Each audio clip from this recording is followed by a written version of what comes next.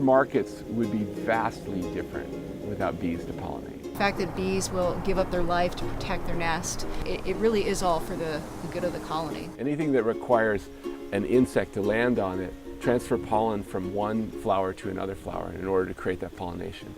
It happens by virtue of bees.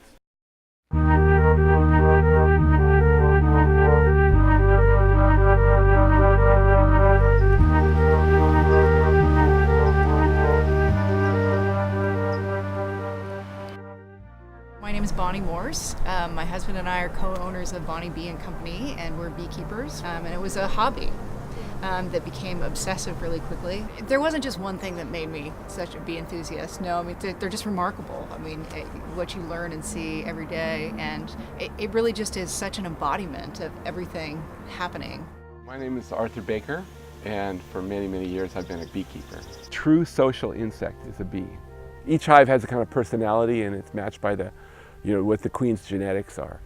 And the hives can be, a small hive will be 4,000 or 5,000 individuals, and a large hive can be 50,000 individuals. So the bees have found an absolutely specific medium inside of their honeycomb. One bee will fly 30,000 trips in its lifetime in order to make 1 pound of honey.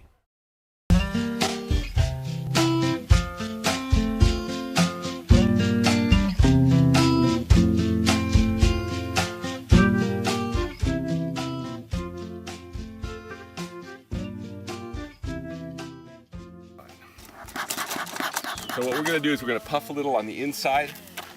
And so I'm going to use a couple little hooks here, and I'm going to use my own pruners, and then this is a bee brush if we want to brush the bees away. This is a nice soft brush. One thing I always tell people when they're working with bees is that no hurry, just go slow. There's capped off honey, and then there's honey that they're waiting for it to dry. Right. See the glistening part right here? This is all stuff they've been adding. How do you take the honey out from that? So what you do is you take a hot knife. See here, that's the frame. Wow. So all this is, if I break that cell, then you see the honey will start squirting out. Cut through here. See this? Wow. And then you put it in a spinner. Right. So they do a variety of tasks. She'll do everything from caring for the larva or the queen, cleaning cells, taking food, ripening honey, ventilating and circulating air in the hive. Some bees are undertaker bees. They take out the dead bees. And then about halfway through their life in the summer, they'll make a transition to foragers. And they'll forage up to 8 miles away if they need to.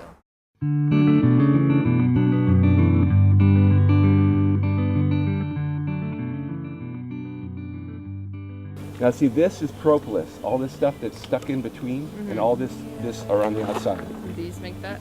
Yeah, they make this, and what they don't want is they don't want fungus to penetrate, or insects to penetrate, or ants to come in. Yeah.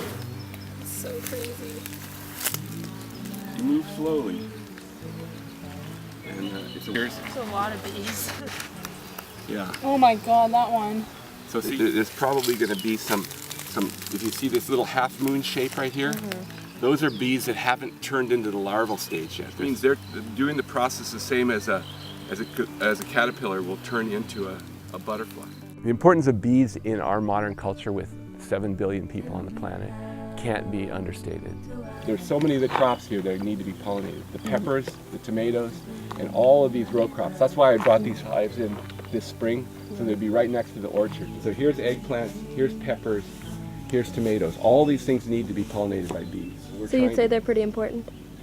I mean, we said before that I heard that 1 out of every 3 bites of food that we take has been directly pollinated by a bee. This planet would be way more sterile and way more bland if we only had wind pollinators. A lot of the things that are complex, that have flowers on them, grew up in union with bees pollinating them.